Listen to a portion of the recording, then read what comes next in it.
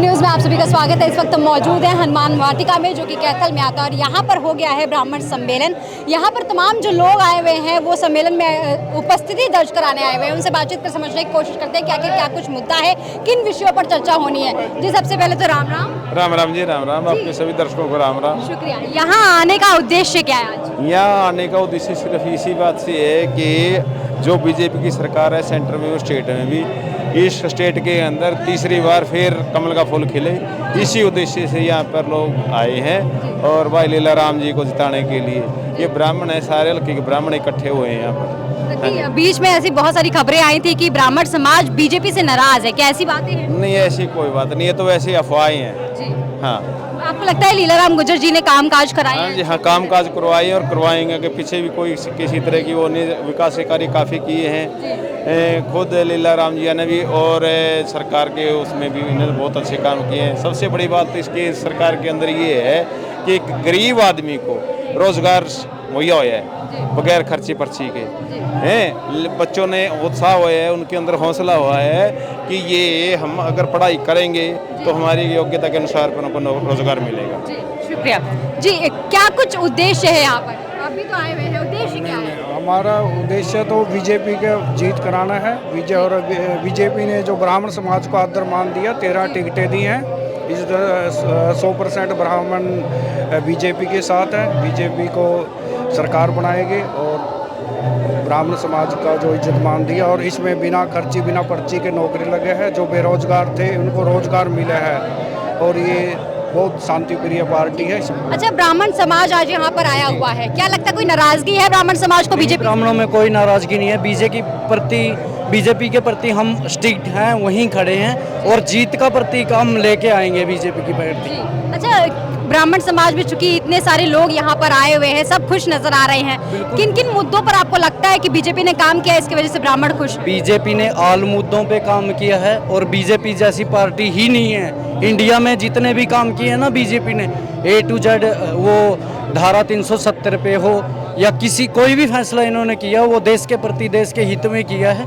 बिना पर्ची बिना खर्ची के नौकरी दे रहे हैं, हम इस चीज़ से बहुत खुश हैं। जी। अच्छा, आपको लगता है बीजेपी से कोई नाराजगी है लोगों को? नहीं, कोई नाराजगी। लीलाराम गुर्जर जी भी आने वाले हैं यहाँ पर? कोई बात नहीं, लीलाराम जीत रहे हैं। जीतेंगे। अच्छा, उधर कांग्रेस की तरफ से भी आदित्य सुरजेवाला जी हैं, लगता है मुकाबला है कोई?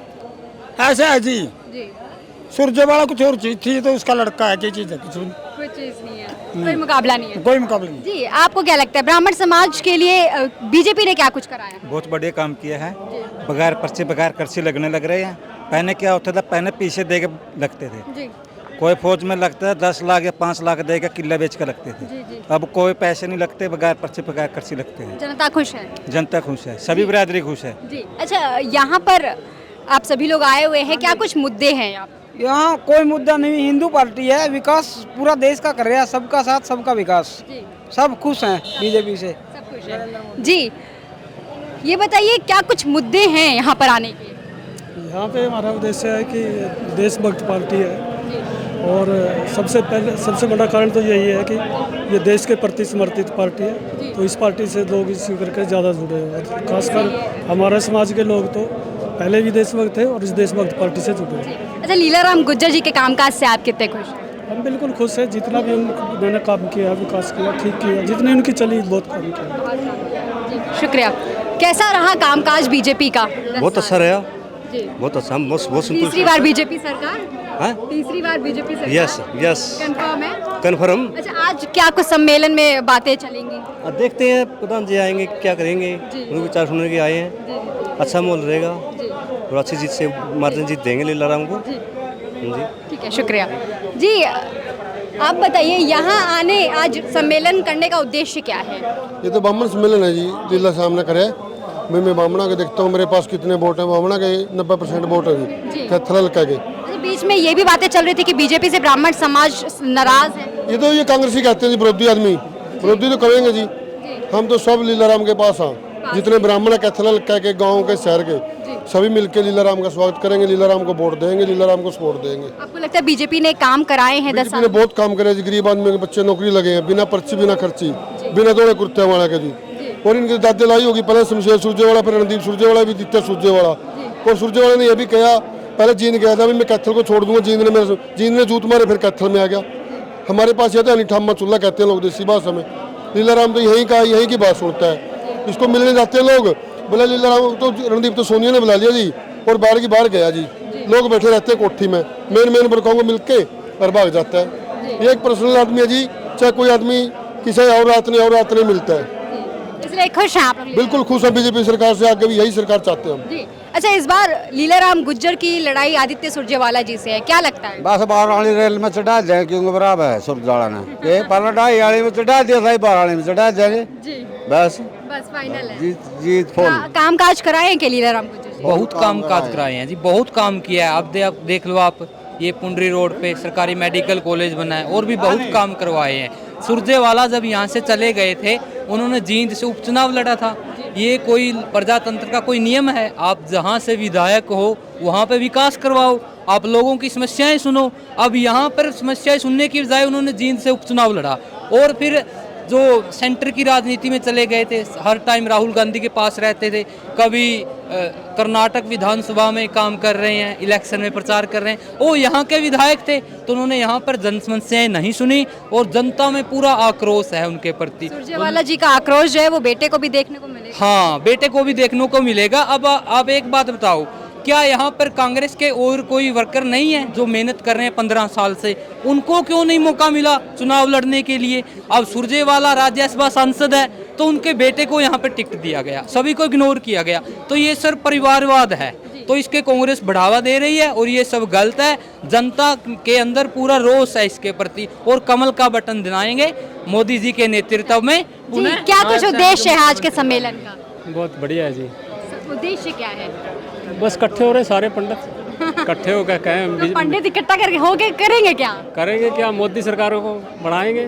हाँ, तीसरी बार डंडे उठाएंगे। अच्छा, इन लुटेरों को भगाएंगे। इस बार कितने पार? 45 तो आई जाएंगी, 45 में भी काम चल जाएगा। 5 और ले लेंगे, फिर भी चक देंगे काम, कोई दिक्कत नहीं है। हाँ। अच्छा, लीलाराम गुज्जर जी की कामकाज कैसे? कामकाज तो बढ़िया, सरकार ऊपर से करने हैं। लीलाराम का हाथ में नहीं थी नौकरी लगाना, जो मेरिट में चढ़ेगा, मोबाइल में मैसेज आए हैं। किसी की बीजेपी की सरकार थी, बीजेपी की सरकार ने बहुत बढ़िया काम करे, जो किसी ने नहीं करे थे आज तक। बस हम खुश हैं। हाँ जी, कितनी खुशी है लोगों में बीजेपी को लेकर? बीजेपी के लिए खुशी तो बहुत अच्छी है जी, कारोबार भी बढ़िया है उनका, भीड़ भाड़ भी बहुत है।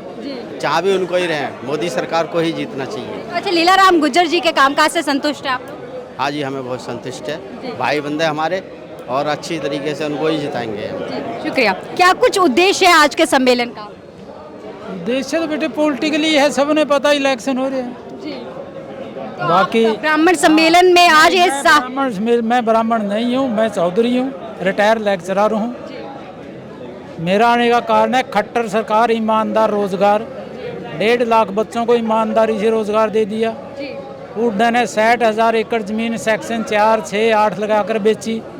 जब वो ज़मीन प्राइवेट डीलरों ने खरीद ली तो वो सारी ज़मीन डी नोटिफाई कर दी।